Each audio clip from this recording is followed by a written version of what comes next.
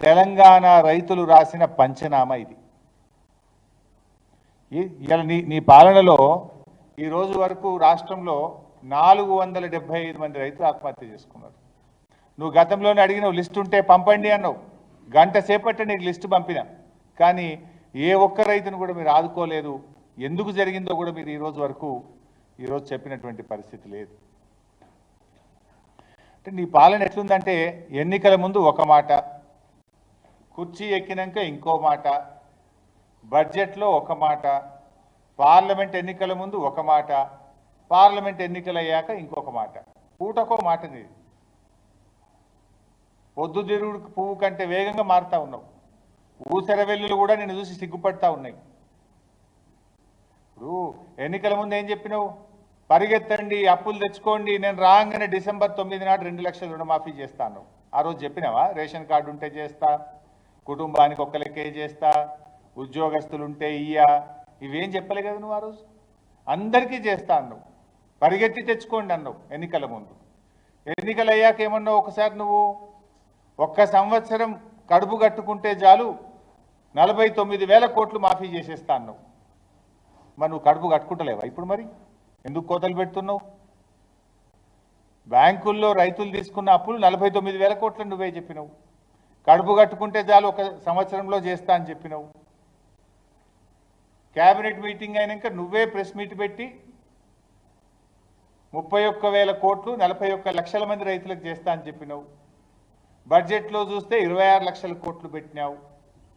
చేసిందేమో 17,000 కోట్లు. పార్లమెంట్ ఎన్నికల ముందు దేవుడి మీద ఒట్టు పెట్టి 15 ఆగస్టులోగా పూర్తి చేస్తా అంటివి. మరి ఇవాళ సురేందర్ రెడ్డి గారి ఆత్మహత్య ఎందుకు జరిగింది? ఇది నీ వైఫల్యం కాదా? ఈ నీ ప్రభుత్వం ఇది రైతుల్ని మోసం చేయడం, దగా చేయడం కాదా అని నేను అడుగుతా ఉన్నా. ఇవాళ ఎంత బాధ అంటే, తల్లికి పిల్లల మధ్య గొడవ పెట్టివి, తండ్రికి పిల్లల మధ్య గొడవ పెట్టివి. నువ్వు ఇవాళ ఏం చేసినావు? కుటుంబ బంధాల మధ్య చిచ్చు పెట్టినావు. నీ దరిద్రపు కొట్టు రాజకీయం, నీ కోతల వల్ల కుటుంబాల మధ్య ఇలా చిచ్చు వచ్చే పరిస్థితి ఉంది. రండన్న, మీ పాలనలో కుటుంబ బంధాలన్నీ కూడా చెడిపోతూ ఉన్నాయి. నీ పాలన వల్ల కుటుంబ బంధాలు చెడిపోతూ ఉన్నాయి. మా కేసీఆర్ గారి పాలనలో తల్లులను పిల్లలు సరిగా చూడడం లేదని, వృద్ధులను పట్టించుకోవడం లేదని 200 రూపాయలు ఉన్న పెన్షన్ను 10 అంతలు పెంచి కేసీఆర్ గారు 2,000 ఇచ్చి కుటుంబ బంధాలను బలోపేతం చేసిండు కేసీఆర్. కానీ నువ్వు కోతలు పెట్టడానికి, రుణమాఫీ డబ్బును తగ్గించడానికి, కుటుంబాల మధ్య చిచ్చు పెట్టిన చరిత్ర కాంగ్రెస్ పార్టీది, రేవంత్ రెడ్డిది.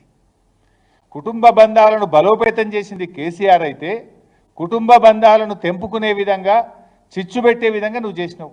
ఇవాళ సురేందర్ రెడ్డి గారి సూసైడ్ నోట్లో ఏముంది? నా తల్లి గారు కూడా నా చావుకు కారణమని రాశాల్సిన పరిస్థితి తెచ్చినావు. అసలు తల్లి కొడుకుల మధ్య చిచ్చు పెట్టి పాటు చేసినావు కదా. ఇంత దరిద్రమా? మీకు చిన్న ఉదాహరణ కూడా చెప్తా. ఇది నా నియోజకవర్గంలో ఒక రైతు బాలరెడ్డి గారు, గురజాల బాలరెడ్డి గారు.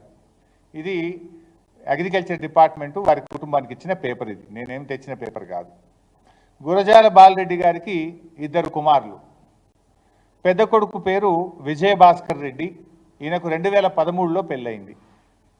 రెండవ కొడుకు పేరు ఉదయభాస్కర్ రెడ్డి, ఈ అబ్బాయికి 2018లో పెళ్ళయింది. ముగ్గురికి లోన్ ఉంది. తండ్రికి ఉంది, గురజాల బాలరెడ్డి గారికి, పెద్ద కొడుకు విజయభాస్కర్ రెడ్డికి లోన్ ఉంది, చిన్న కొడుకు ఉదయభాస్కర్ రెడ్డి గారికి లోన్ ఉంది. ముగ్గురికి 3 సపరేట్ కుటుంబాలు, కానీ రేషన్ కార్డులో ఒకే దగ్గర వీళ్ళ పేర్లు ఉన్నాయి. ముగ్గురికి కలిసి ఉన్న అప్పు ఎంత అంటే 6,91,806 రూపాయలు. ఇప్పుడు నువ్వు పెట్టిన నిబంధన వల్ల వీళ్ళకి 2 లక్షలు మాత్రమే రుణమాఫీ అవుతుంది. 3 డిఫరెంట్ కుటుంబాలు కదా. 2013లో ఒకరికి పెళ్ళయింది, 2018లో ఒకరికి పెళ్ళయింది. తండ్రి ముగ్గురి భూములు వేరు, ముగ్గురి కమతాలు వేరు, ముగ్గురి వ్యవసాయం వేరు, ముగ్గురి అప్పు వేరు. కానీ ముగ్గురు మధ్య రేషన్ కార్డులో ఏ దగ్గర పేర్లు ఉన్నాయి కనుక 2 లక్షలు మాత్రమే మాఫీ అయిందంటివి. అంటే 6 లక్షలు మాఫీ కావాల్సిన చోట ఈ కుటుంబానికి ఎంత అవుతుంది ఈరోజు? 2 లక్షల రూపాయలు మాత్రమే అవుతుంది.